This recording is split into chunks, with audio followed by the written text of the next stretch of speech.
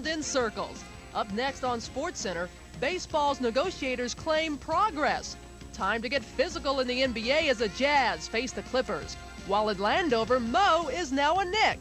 In college basketball, 1 second was plenty of time for Virginia, and the L train is now number 4. In hockey, Brett Hull is now 1 behind Dad, while Reggie has been on it for the Bruins. Settle down, Mel. SportsCenter is next.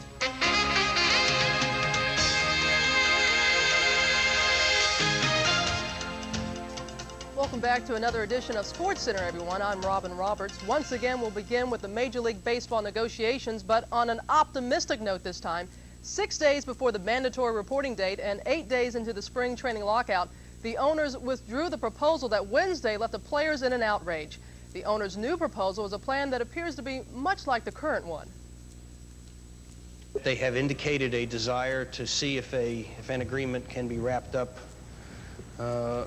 shortly, although I'm not altogether sure what shortly means, from where the clubs were and where they have been throughout this negotiation. Suggestions they put forward today indicates they've come a substantial way. They're not there yet. There's still a long way to go. I'm glad the atmosphere is perceived to be better. You never like to have the atmosphere perceived to be worse, but I didn't think a tremendously emotional reaction was called for yesterday. I'm sure the public's going to perceive this as a major step, but the players are going to be a little bit cautious in perceiving it that way. Representing management in the meeting was Chuck O'Connor, Fay Vincent, and his deputy, Steve Greenberg. It was Fay and Steve who made the proposals verbally, and yes, and therefore I feel that most likely coming out of that meeting today that those two were given some type of authority or at least some leeway as to which direction to take this thing. The owners in short order have sent revenue sharing off to a study group, abandoned pay for performance, and withdrew their new arbitration package within 24 hours. Now the owners propose leaving arbitration just the way it is, modest increases in the pension contribution, and raising the minimum salary in steps from the present $68,000. Why the turnaround? I have lots of theories, but I don't have any I'm prepared to share with you this afternoon. I'm confused as who's carrying the authority on the other side, to be quite honest. Commissioner Fay Vincent appears to be a major reason for the dramatic turnaround. NFL Commissioner Paul Tagliabue apparently has started secret negotiations aimed at ending the labor disputes between the NFL Players Union and the NFL owners. These talks could bring an end to the Players Union antitrust lawsuit against the league. It could also mean a new collective bargaining agreement. And turning our attention now to the NBA, the Jazz defeated the Celtics Wednesday night for their 3rd straight victory, all at the Salt Palace. Utah has lost 2 in a row on the road, and they traveled Thursday to Los Angeles to take on the Clippers. The Jazz have won 4 straight at L.A. over the Clips. Danny Manning shows Karl Malone the mail, and then he takes it back, nails it, Jay. Clippers keep it close. Second half, Jazz start pulling away. Malone hits the one-hander in the lane. Jazz up 57-44 at the half. Billy Crystal thinks the mailman is marvelous. Second half, Charles Smith finishes off the drive with authority. He had a career-high 34, but Malone and John Stockton were too much for the Clippers. Stockton hits Malone for the turnaround. Then the fast break, Malone filling the lane, hits him on the fast break. Malone had 35 rather. Stockton had 24 and 20 assists. The Jazz win easily 116-102. The Jazz have won 4 straight. The Rising Suns on the road as well in Sacramento. The Suns' Kevin Johnson gets acquainted with the Arco Arena crowd there. How do you do? Fourth quarter, Suns leading 84-76. Dan Marley with the hustle. Jeff Hornacek with the lay-in. He had 25 points. Wayman Tisdale goes to work. Jams Cedric Toney's miss. Tisdale had 26. Kings down 98-96. Tisdale gets a nice wraparound from Rodney McRae, tied at 98 with 50 seconds left. Referee Earl Strom, he loves it when it's like this. The Suns then break the tie. Tom Chambers, the nice leaner, he had 23, and the Suns win it by a final of 104-98. Wayman Tisdale led the Kings with 26. The Suns have now won 7 in a row.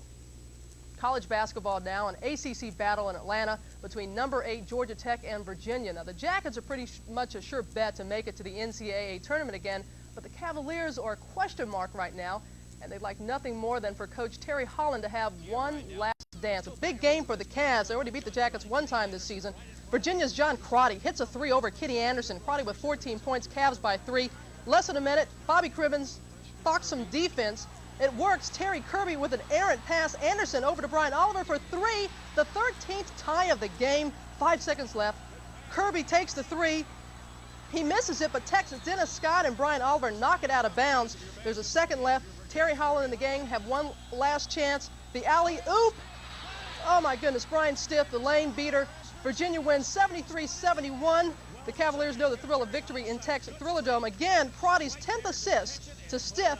Shoots over Dennis Scott. Terry Holland wins his last regular season game versus Bobby Crimmins and the Yellow Jackets. Virginia improves to 16-8 overall, 5-6 in the ACC. Tech is now 19-5, 7-5 in conference play. The Pac-10 game between homestanding Oregon State and Southern Cal. Beavers trail by 22 in the first half. That is Gary Payton with a three-point play. He had 58 points. The spin move in the lane right here for Payton. 3 seconds left. Beavers by 3. USC's Phil Glenn takes the 3. The only shot he took all night, and we go to overtime. Payton scored State's first 8 points in OT as Oregon State pulls out the win. His 58 is a school record, 2,080 career points now for Payton. 58 points is the second best in Pac-10 history behind who? Lou Alcindor with 61. Oregon State had to work hard for its 20th win of the season. They're now 20-4 overall, 13-2 in the Pac-10. The L Train in LaSalle entertaining Manhattan. Lionel Simmons' free throw makes him the 5th player in Division I ball to score 3,000 points. A little celebration during the game. A minute 51 left in the first half. Simmons takes the 3.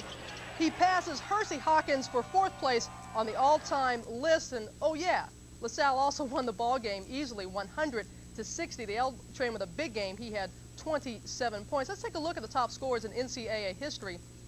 And we'll see that Simmons, with 3,024, passes Hersey Hawkins in the 4th place. He's 43 points shy of surpassing Harry Kelly of Texas Southern. Freeman Williams, Portland State is in 2nd. Of course, Pistol Pete leads the way with 3,667 points.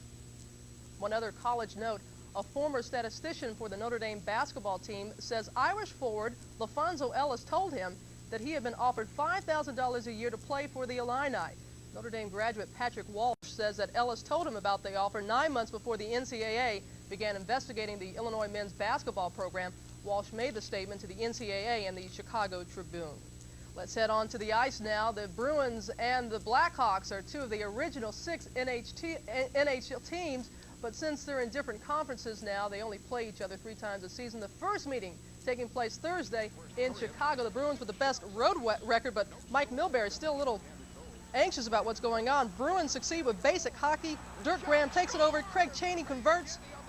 Janney converts. Bruins up 1-0 in the second. Now 3-2. Bobby Carpenter wins the faceoff, then goes to the net, putting in Glenn Wesley's rebound. 4-2 end of 2.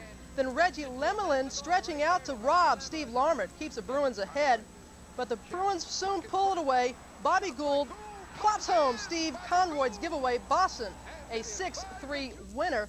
Larmer with his 25th goal of the season. Neely ties his career high with his 42nd goal. Boston moves 5 points ahead of Buffalo in the Adams division. Well, more from the NHL when SportsCenter continues, as well as the rest of the night's NBA action. Plus, we'll head to the Big West for a showdown between the Runnin' Rebs and the Anteaters. But before we do that, here are some college scores to hold you over until we return. We'll be right back.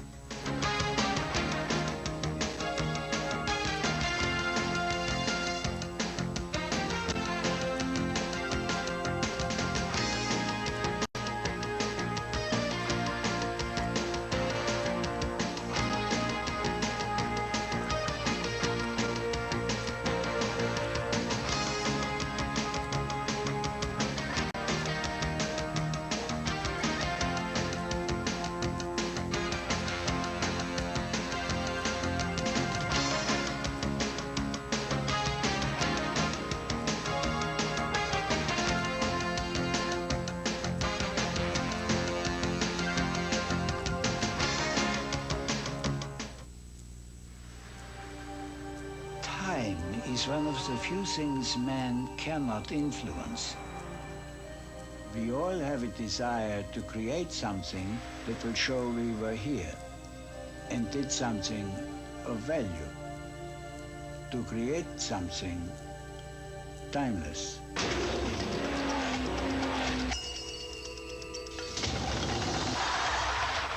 Of course, timeless design is wasted if it cannot survive. This is why we race and test our cars so hard.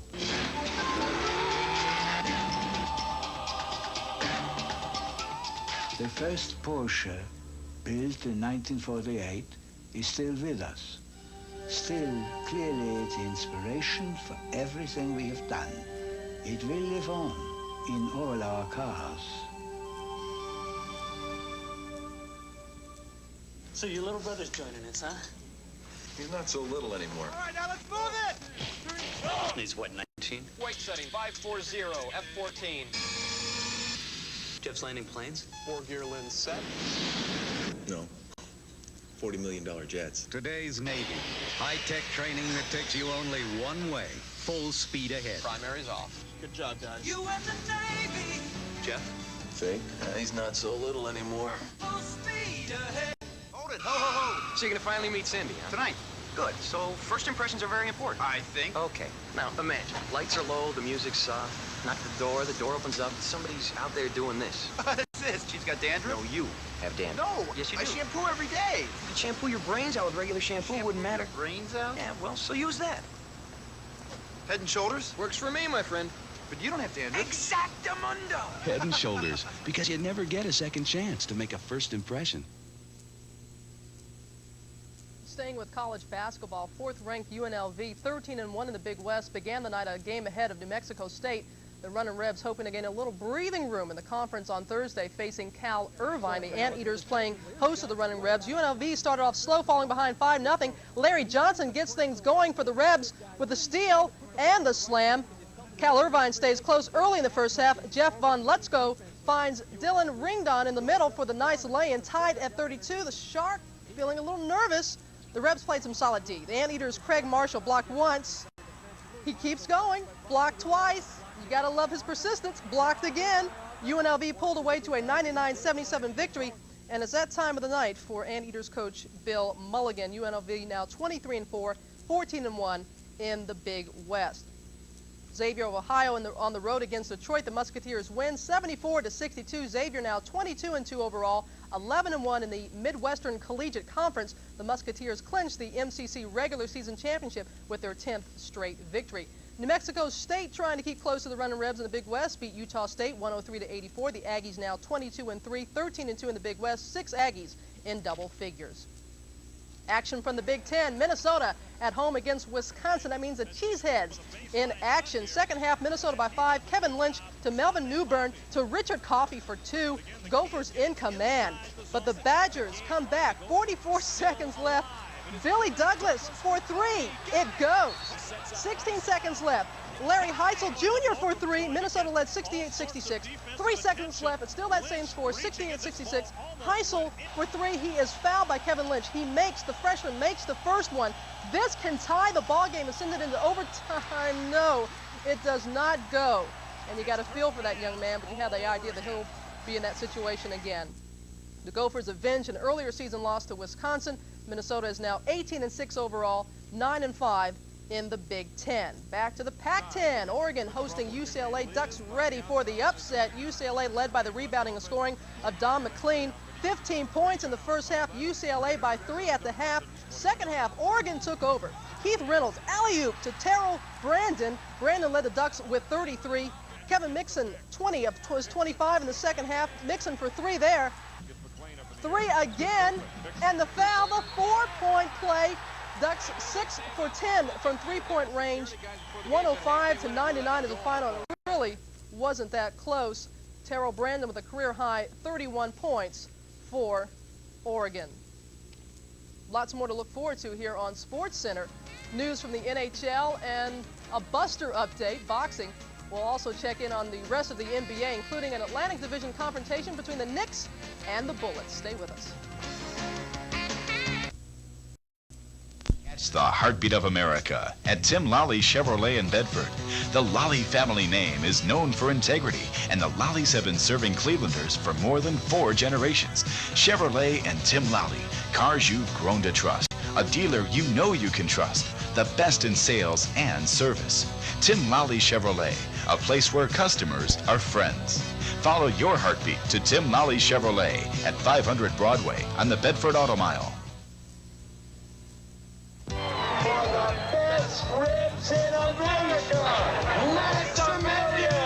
Maximilians, the National Rib Cook-Off's only Triple Crown winner, is cooking something special for you every day. Using only the finest select aged beef, mesquite grilled to perfection, Maximilian steaks will melt in your mouth. If you haven't tried one, you don't know how good a steak can taste. Hi, I'm Tony Alessi. My staff and I are looking forward to serving you and your families here at Maximilians. Treat yourself to something special today at Maximilians.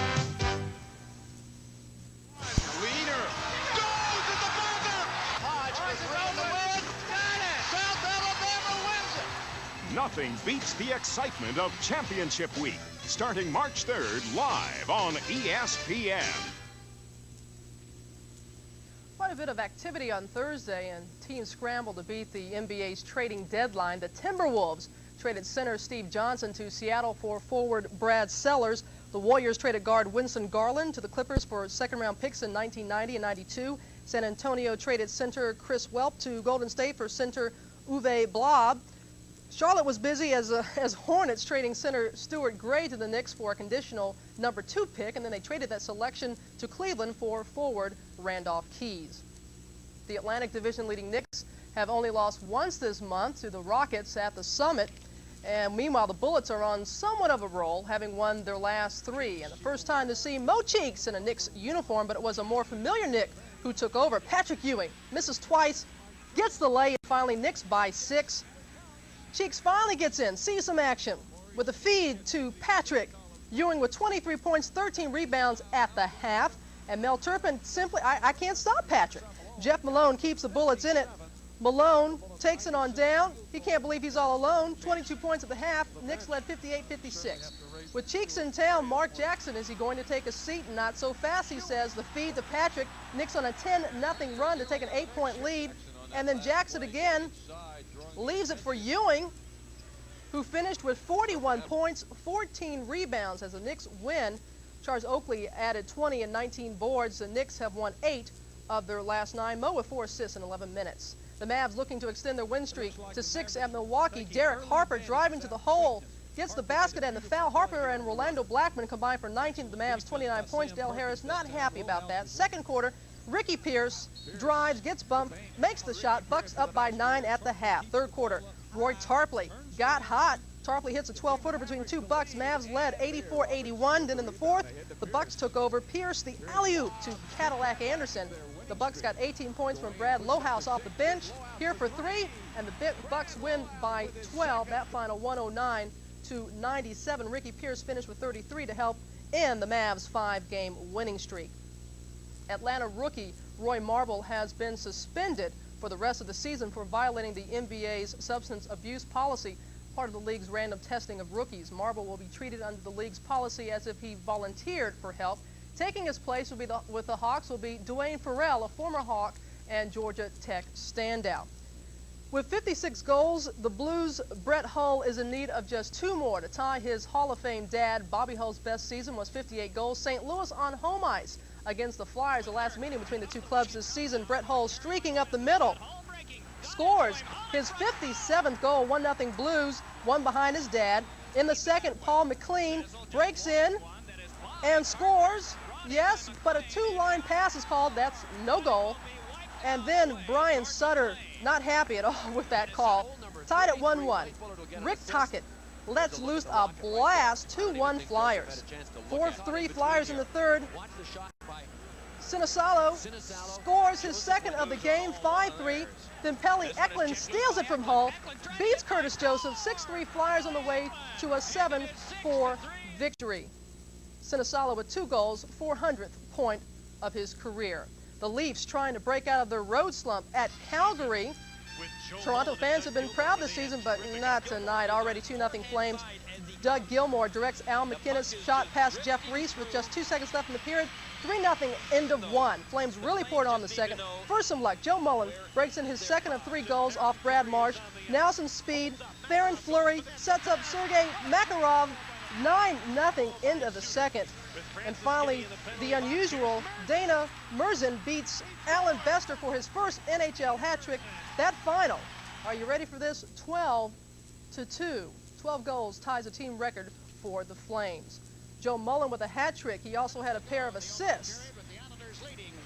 As we take a look at the Penguins-Islanders game, Pat LaFontaine celebrating his 25th birthday, and what a way to celebrate with his 48th goal. Second period, 3-0 Islanders. Paul Coffey takes a pass from John Cullen and bangs it home. Isles 3-1. Just 6 seconds later, Cullen again, this time to Troy Loney, who tips it in. 3-2 Islanders. In the third, Blake tied at 3. Airy lets it rip, but Fitzpatrick is there with a glove save. And then Pittsburgh pressing. Airy scores to Gillen, who scores 9-3, or rather 4-3 Penguins with the win. There you see 4-3 in overtime. There is life after Mario. Pittsburgh earns a share of first place in the Patrick with the Rangers. The Pens are 6-1-1 in their last 8 games. The Devils on home ice against the Jets, and the Devils' 4th straight loss. Rookie Stefan Beauregard stopped 34 shots to earn the win for Winnipeg. And the final NHA score, it was Montreal over Quebec by a final of 6-5. The Nords won 16-0 in their last 17 games. That NFL and boxing news I alluded to earlier is coming right up when SportsCenter continues.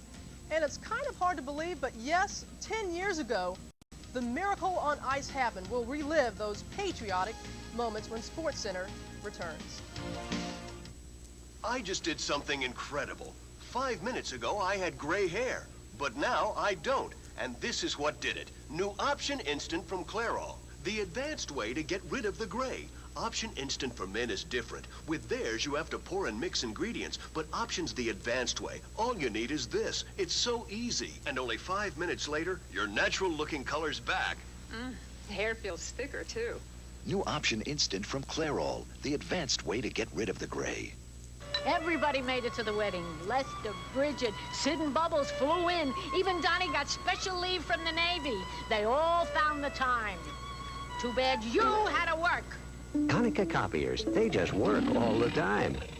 St. John's travels to Pitt, where the Panthers always play tough.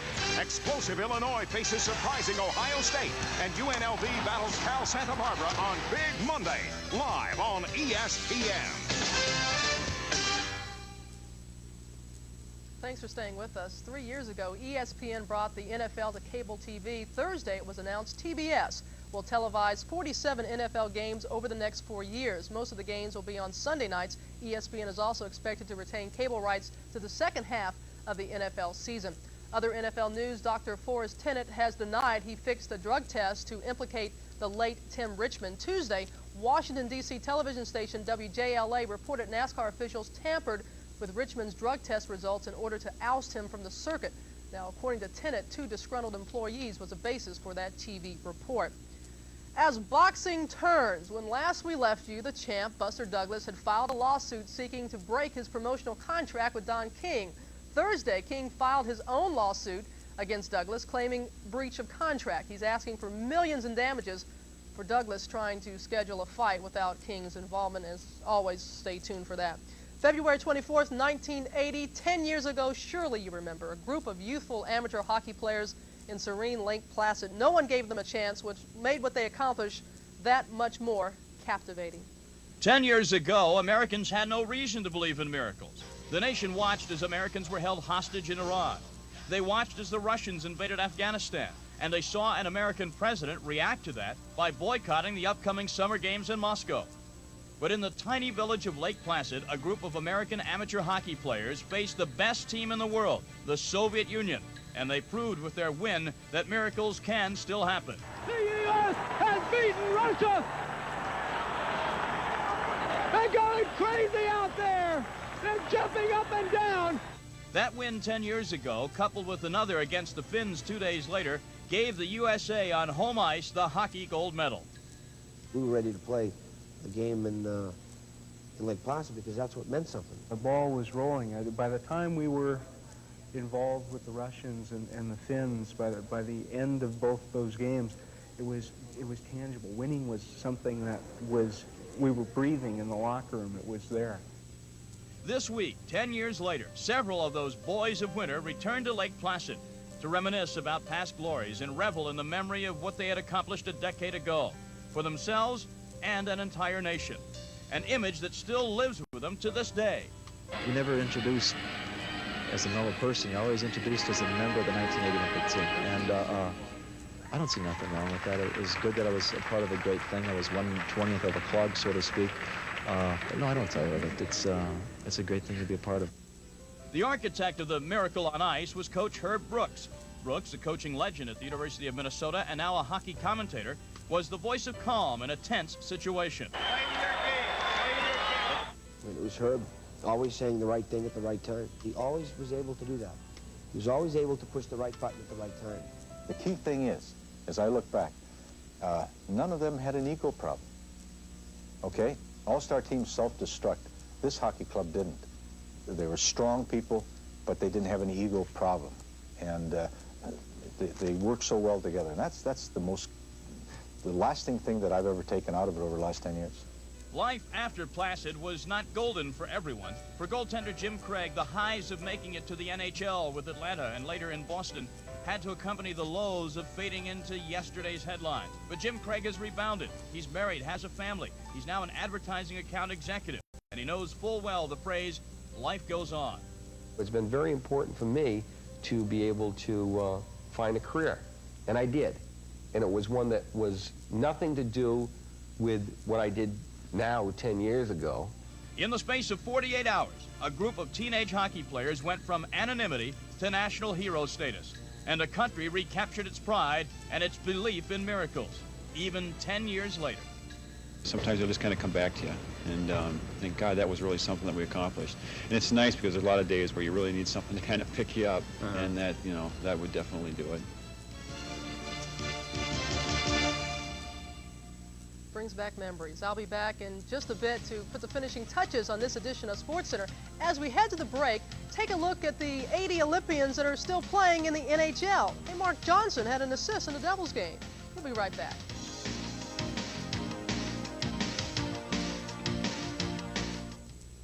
A kiss? Oh, not right now. You really don't want to kiss me? Dangerous. Very dangerous. Give me a minute, honey. Don't let morning breath ruin a good morning. Get Scope. Scope has 2 powerful ingredients to kill 90% of the bacteria that cause morning breath. Didn't I hear something about a kiss? Right here. Right now. Kiss me. It is time for a kiss. Scope, the best thing first thing in the morning. Hey, you. Put that kiss right here. Who could ask for anything more? Ask him if it has a 5-speed transmission like Isuzu. Does it have a 5-speed transmission? Well, I'm gonna check on that. Ask him if it has a bigger payload than Isuzu. Ignore him? Or better mileage. Does it? Not exactly. No! Ask him why it costs hundreds more than Isuzu. Now, generous factory cash could mean big savings on a pickup during Isuzu's sail into the 90s. 2 national powers, 13 NCAA championships between them. A key Pac-10 battle. Explosive USC faces Stanford. Saturday night at 7:30 Eastern on ESPN.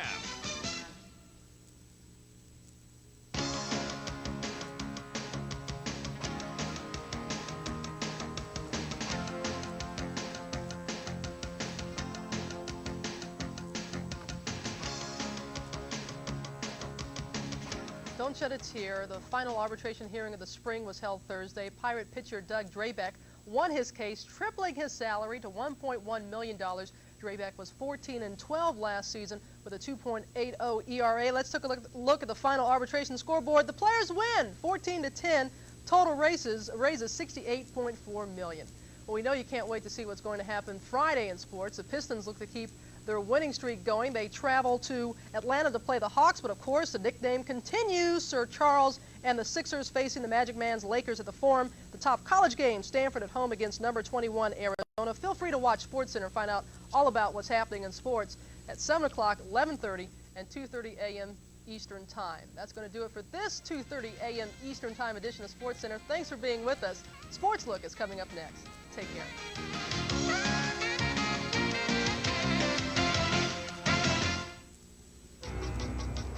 ESPN presents Sports Look, with the personalities and cover stories making news in the world of sports. Now, here's your host, Roy Firestone. Hi, everybody. He brings to his job an interesting perspective, glorifying players earning millions of dollars a year without rancor, without judging them, despite the fact that he might remember earning $1.90 an hour as a carpenter. Now the only lumber he's concerned with, of course, is stamped with the name Louisville Slugger on it. When he was a young man, Lon Simmons would pray for rain. He didn't like to work. He wanted to take the day off. Later, with a family to support, he'd pray for rain so he'd have work fixing leaky roofs.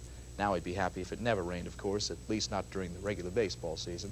Lon Simmons is a broadcaster for the Oakland A's, a fine one, too. The world champion Oakland A's. He's been in the booth at Alameda County Stadium for about a decade now. You'd think that his team winning it all would be enough to inspire unadulterated joy, but there was a tinge of regret as well. The team the A's vanquished, the San Francisco Giants, they mean something to Lon Simmons as well. He broadcast the Giants for 21 years. If there is a definitive voice Bay Area baseball, it's Lon Simmons. They're seen with Russ Hodges. Today on Sports Look, we'll talk about the great years with the Giants, watching the greats like that one right there, Say Hey Kid. And we'll also hear what Lon has to say about this kid here, too, Jose Canseco. Glimpses of the championship season as well. Later, Ted Green will be here to talk about the big NBA trade yesterday. Rod Strickland for Maurice Cheeks. Ted says it's a stunner. Might be a good or bad deal for both teams. Fred Wallen will drop by to get us up to date in college hoops. No players moving around, but Fred says some coaches might be changing addresses, including that guy right there, the Jim Valvano. But before all of that, we talk to a fine broadcaster from the Bay Area, Mr. Lon Simmons. Let me preface this by saying, in my family and in my lifetime, there has never been, never will be, another ball player like Willie Mays. But we've done a bit of a debate on this program over the years about the two Willie Mayses. We've talked to people who have been closest to Willie, even Willie McCovey.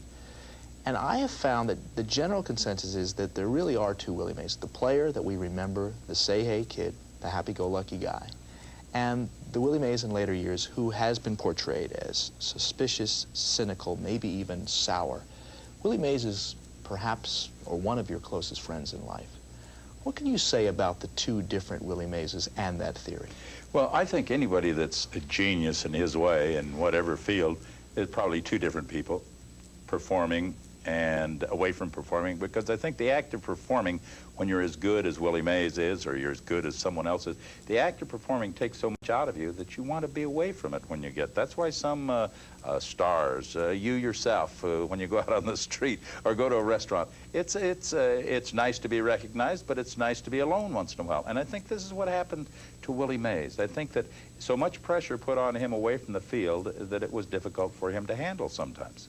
So you remember seeing situations where you're playing golf with him, where he would refuse to sign autographs for whatever reasons, and you would really know the reasons, that he would be depicted as a sour guy, as a guy that would be unwilling to touch the public, even though the public showered him with so many things he wouldn't have had normally. I've seen him do so many different things. I've been with him when, see, Willie has, play golf with Willie, and you know he's out there because you can hear him all over the golf course. I played with him a couple of days ago, and he said, I said, nice putt. Great putt. Well, it didn't go in. He said, stop talking to my putts before they go in. He said, you made a cut. But he cackles, he laughs, he enjoys himself. And he had a fear or a distrust, I think, when he came to San Francisco originally. He was friends with the New York sports writers. He trusted them. He knew them. When he came to San Francisco, there was a suspicion because he didn't know them. And it cost him there. It hurt him. But he has gone with me to visit children who are ill. He understands them. He knows he has that innate sense of how to treat somebody or how to act. And I've seen Willie do so many kind and wonderful things, but I've seen him in situations where he thought that someone was trying to take advantage of him, and Willie gets his back up. He now is going to resist, and people don't want Willie Mays to resist. They don't want Willie Mays to say no. They want Willie Mays to say yes all the time.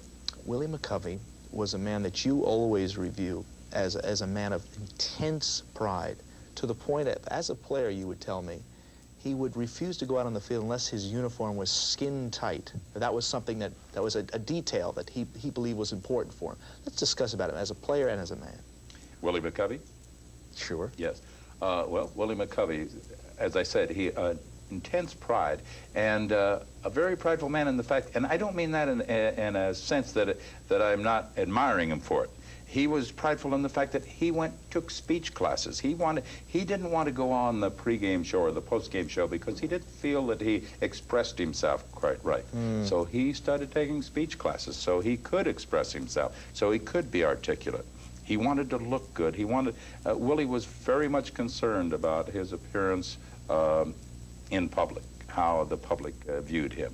An outstanding ball player, an outstanding person, a very caring individual, and someone who's very loyal, and I'm very close to Willie. I enjoy being with him. Is there part of you, even though it'll never be because they've torn it down for so many years now, part of you that wishes you could be back in Seals Stadium in the good old days, watching the Giants in their formative years? Because it was a bandbox on Bryan Avenue, but it was the kind of stadium that legend grows, and there was a romance to that era and that ballpark. Well, I think there's a romance to the entire era from all the ballparks that were played then. I'm not one to like the new ballparks that were stamped out by a cookie cutter. I like the old Crosley Field and Connie Mack Stadium and Seals Stadium and Wrigley Field and places like that where there was something different in how you played the baseball game. Now, Seals Stadium was not a good ballpark for Willie Mays because he couldn't show off his talents as a defensive player. There wasn't enough room in center field. And the fans didn't get to know Willie's defensive abilities, really, until they moved to Candlestick, where he had some room to roam. The wind kicked up at Seals Stadium as much as it did at Candlestick, but differently. It didn't whirl around like Candlestick. No, it blew out directly to left field. In fact, there was a great controversy one year. Johnny Antonelli gave up 2 home runs to Charlie Neal of the Dodgers, lost the game 2-1, naturally upset at the end of the game and bitched about the wind, and there were editorials in the paper in San Francisco. I think I remember Melvin Belli suing or threatening to sue the city over the fact there were no heaters at Candlestick. Well, originally at Candlestick Park, in the stadium, they put in radiant heating. And it never did work, and they never did hook it up to work because they, for some reason, it wasn't going to work or whatever. So one of the fans went to Melvin Belli, and Melvin created a suit and won it because that radiant heating wasn't there. The Bull, Orlando Cepeda. I think one year he had 47 home runs. It's about 1961 or 2. Again, a guy that will always be viewed, at least right now at this point in his life, wistfully as the guy who should be in the Hall of Fame but won't be because of a mistake he made in his life. That's a shame. You know, this is the thing that you look, Pete Rose is one who brings this to mind now because of the great controversy over Pete. Obviously a Hall of Fame ball player because of his ability. Orlando Cepeda, obviously a Hall of Fame. Do you take them out of that? Do you take that away? Do you, in a way, discriminate against them because they made a mistake? They made one mistake. Pete may have made more than one. I don't know. I don't know if he made any.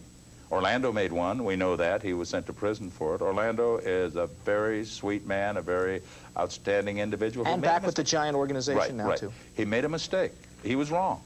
We've all made mistakes. Some we've been caught at, and some we haven't been. So I don't know how you judge somebody like that. All I know is that Orlando was an outstanding baseball player and certainly has the credentials to go. And what we don't know about is the Hall of Famers that went into the Hall of Fame originally. There's more reporting now. You're more in the spotlight. They didn't write about personal lives in those days. You and I were discussing that, Ron. You know, you never got into a position where you would ever, especially later on in your career, say anything about a guy's personal life, what involvement he had, rehab, or what problems he's having with his marriage. And you know, Bill Walsh, it was reported in the Bay Area as regular routine life reporting, was having an affair on his wife. This was chronicled in the papers, the Wade Boggs situation. You never felt it was a broadcaster's business. It really never was a broadcaster's business in your mind to ever report any of that kind of stuff. I don't think so. It's not when you're doing play-by-play broadcasting. It might be if you have a special show such as yours. Maybe your show is one where you delve into those things, where you find out what the public wants to know. But I don't think as a play-by-play announcer that you have any responsibility or should even think of it as a responsibility to delve into the background of a player.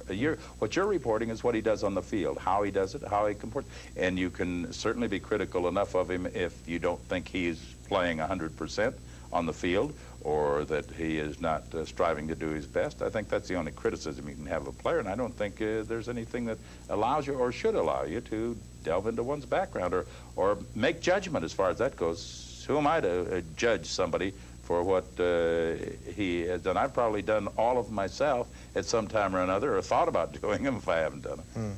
31 years in the Bay Area, particularly regarding Major League Baseball, the Giants first in 1958, and then, of course, the last 8 years, the voice of the Oakland Athletics. We'll come back more with Lon Simmons. We'll do it right after this.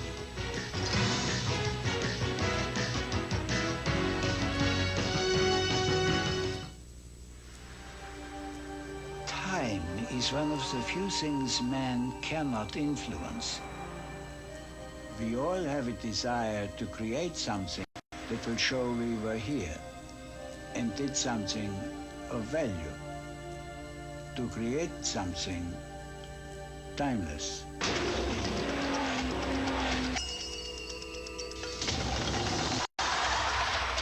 Of course, timeless design is wasted if it cannot survive. This is why we race and test our cars so hard.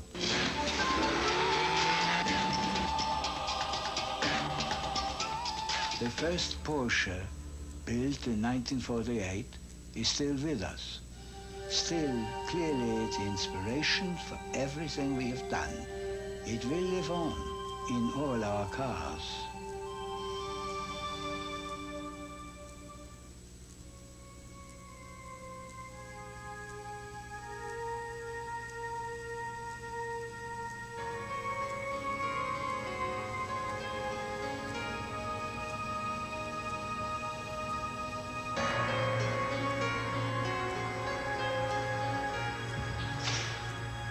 Life's full of simple pleasures, like the comfort of Levi's jeans. Or had you forgotten? Okay, everybody, let's wish Katie a happy birthday. More people trust their lawns to us to make their world as beautiful as all outdoors. Chem Lawn, we care, and it shows. Leader goes at the buzzer. Hodge for the win. Got it. South Alabama wins it. Nothing beats the excitement of Championship Week, starting March 3rd, live on ESPN. 35 years ago, he was sports director at Fresno station KMJ, and then 32 years ago, the voice of KSFO in San Francisco, the Bay Area voice, Lon Simmons, continuing to do so as the voice of the Oakland Athletics. We're talking about unforgettable figures in your career. Tell me something about Juan Marichal that if you didn't meet him and know him, you probably wouldn't think. Well, you know, one interesting story about Juan, and this might not be something you would think, but when Juan grew up, he was a young kid, and he was pitching in the Dominican, and he was pitching for a ball club just like a town team. Well, at that time, the dictator, whose brother was the head of the Air Force, the Air Force had a baseball team, and they had to win all the time. Well, Juan Marichal beat them 1-0. And the next day, there's a knock at the door, and his mother answers the door, and it's someone from the Air Force. Juan is drafted into the Air Force. Because he won a game. Because they beat him 1-0. Then he lost a game 1-0. They lost a doubleheader, and they put them all in prison. They put them in the brig because they lost. That's really playing for all the marbles, right. isn't it? That's when you know you better be pitching pretty good.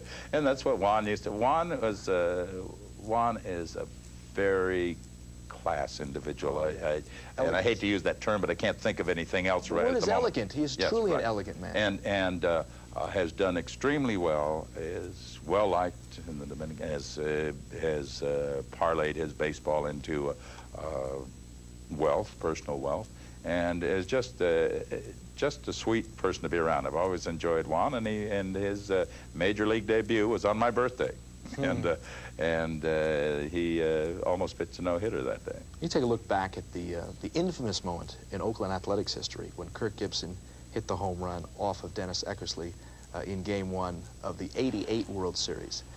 You made a point that I thought was very interesting. You said for so long the Athletics were depicted as the hot dog team, that you felt that because they won it, the Dodgers won it in '88, that no one focused on the fact that there was a little bit of hot dog in your mind on some of their antics on the field, including Kirk Gibson's antics rounding the bases here, that you felt that maybe if they had lost it, the Dodgers would have been looked at as a bit of a hot dog team. Well, I don't know whether winning it or losing it would make the it.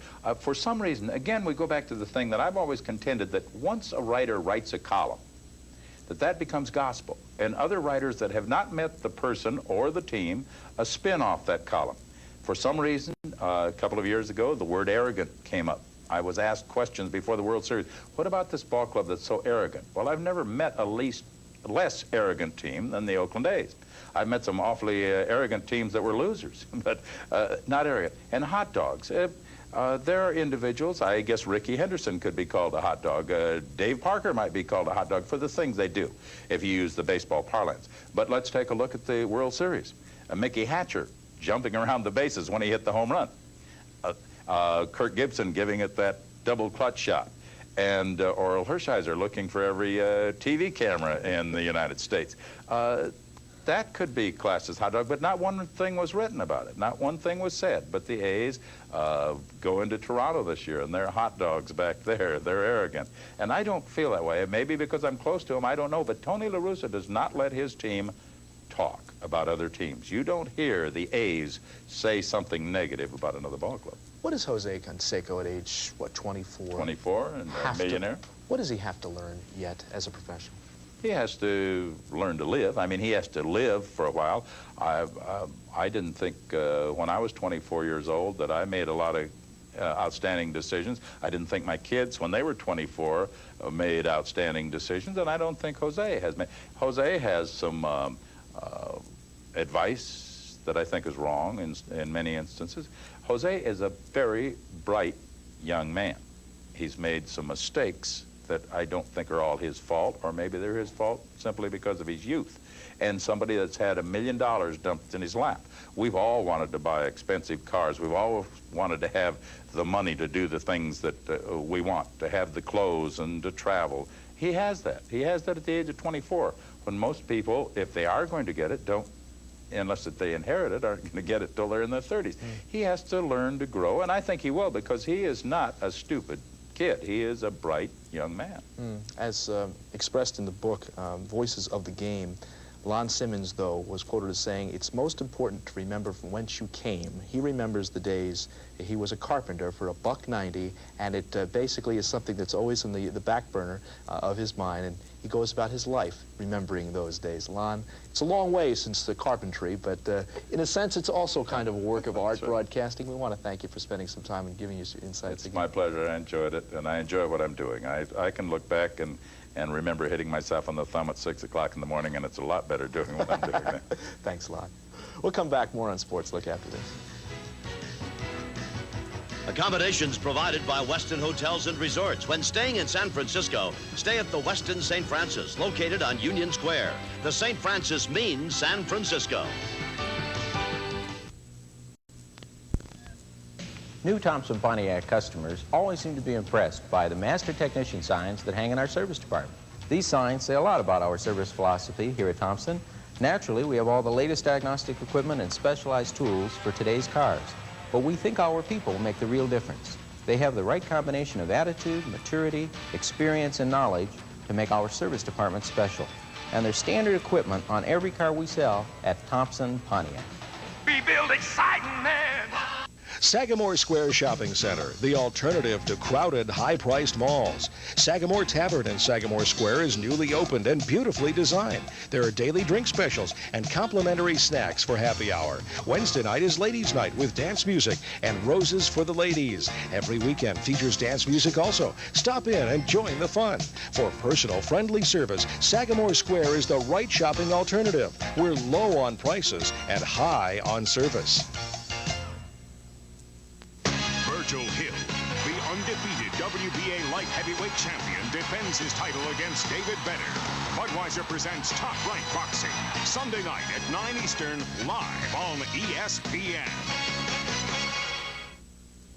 Big trade in the NBA yesterday. You might label it the changing of the guards. Rod Strickland, 23 years old, guard, New York Knicks, goes from New York to San Antonio in exchange for 33-year-old Maurice Cheeks.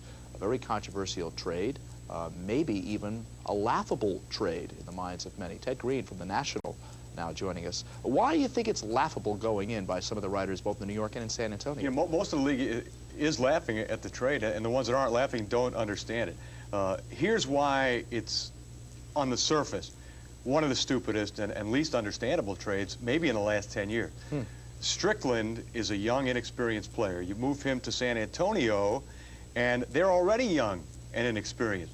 Is this kid right here ready to lead Larry Brown's team to the promised land? A lot of people would say, no, he hasn't played yet. He hasn't had a chance to run a ball club. On the other hand, why would New York want to bring in a 33-year-old point guard, an experienced guy, true, Mo Cheeks, but a guy who's going to sit behind Mark Jackson? Does Mo Cheeks want to go to New York, first of all, and live in that crazy city? And second of all, does he want to sit and play 15 minutes behind Mark Jackson after being the all-time steals leader in the league and an established star in the league? Let me play devil's advocate. First of all, in Strickland, they get a much younger player with potential for down the road, building for the future, the Spurs. And in exchange, the Knicks get a veteran player, a player who played in the Philadelphia system, who might have a bit of a vengeance factor in wanting to beat the 76ers, might be very useful and experience for the playoffs in beating the Sixers. Yeah, you know, truthfully, you don't have to even be a devil's advocate with me, because I'm going to turn it around and explain to you why I think the trade had to be made, and why, even though everybody's laughing at it, why I think it was a smart trade. Here's why. From the Knicks' standpoint, Roy, it's addition by subtraction. Strickland was a headache to them. He was a pain in the rear end to Stu Jackson. The last time I did a game in Madison Square Garden, last time I saw Strickland play in person, he kicked a towel right at Stu Jackson, you know, upset that he'd been yanked out of the game. Now, if you kick a towel at me, I find playing time for you in the CBA. You get all the time you want in Quad Cities. Yeah. So they had to get him out of there. Right. Also, from New York's perspective, now it's a relaxed Mark Jackson. As long as Cheeks will accept the backup role, they've given the ball to Mark Jackson and said, here, take it. Take us as far as we can go. So Mark Jackson now is relieved of the onus of having the shadow of Strickland. Now, from Larry Brown's perspective, why would he want Rod Strickland? Easy. Maybe he's the next Kevin Johnson. He's 23 years old. He hasn't had the opportunity yet to flourish in anybody's system. He's much faster and quicker than Cheeks. Certainly he has 10 more years of playability compared to Cheeks. And Larry, I think, you know, gets criticized for being skittish and impulsive and spontaneous, but I think he took a heck of a gamble, and I'll tell you why. Because let's just say Strickland turns out to be as good as he says that he is. Larry looked at his team and said, you know what, we can't beat the Lakers with what we have or now. Anybody else in the West. We're not good enough to beat the Lakers with Mo Cheeks running my team. Let's make the move now. Why wait? I mean, why sit? I've got David Robinson, I got Terry Cummings, I have Sean Elliott, I have the nucleus and the foundation of a great basketball team. Let's do it now. Let's put the last piece to the puzzle in place. And if Rod Strickland is as good as he thinks he is, maybe he will be the answer for that. By the way, you think Maurice Cheeks will be unhappy with very limited playing time in New York? Might he even consider retirement, a la maybe an Adrian Dantley situation? You know, Roy, I think this has been a bitter pill for Cheeks to swallow, and it's one of several that he's had to digest. First of all, he was bitterly upset that the 76ers moved him in the first place. He was happy in Philadelphia. He wanted to finish his career there. He never adjusted to San Antonio, never liked the city, never liked living there.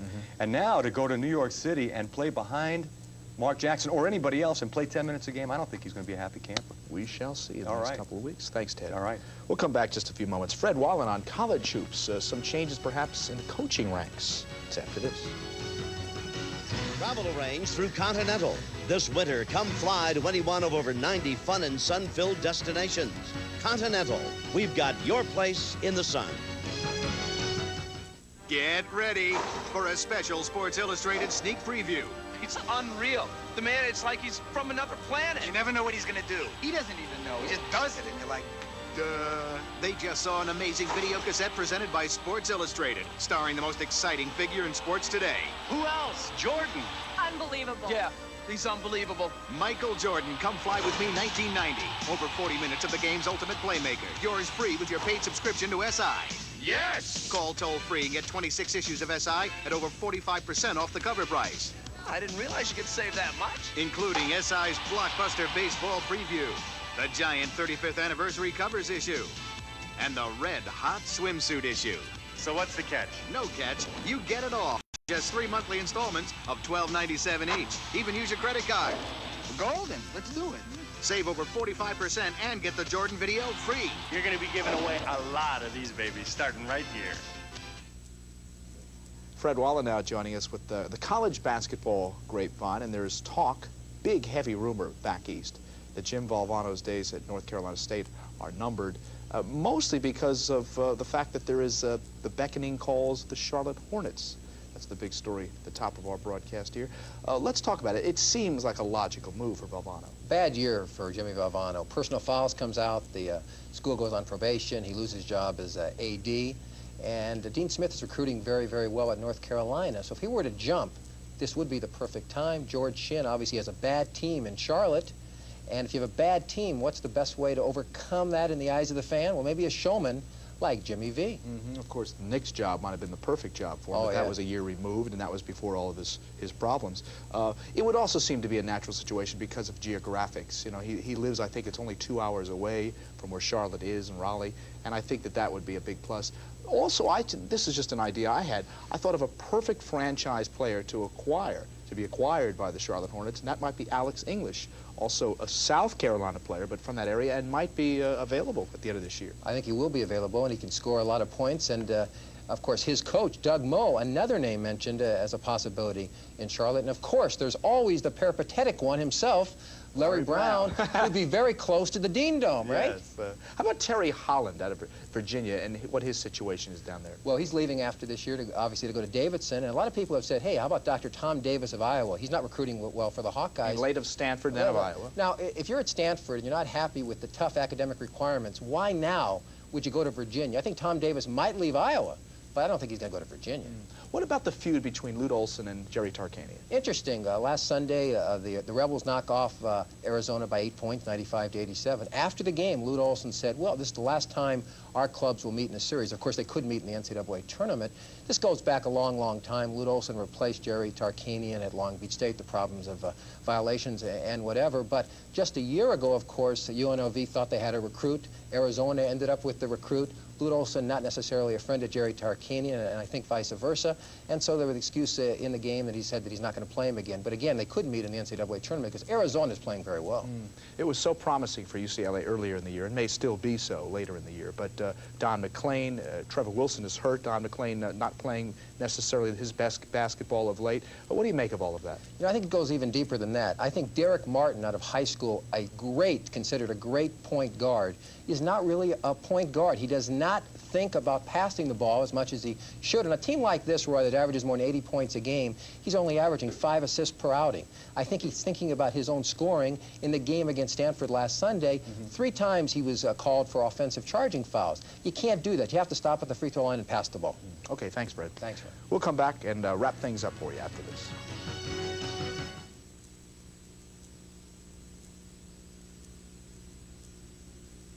A kiss? Oh, not right now. You really don't want to kiss me.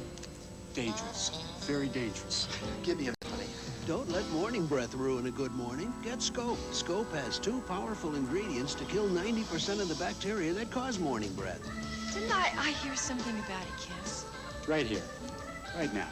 Kiss me. It is time for a kiss. Scope, the best thing first thing in the morning. Hey, you, put that kiss right here.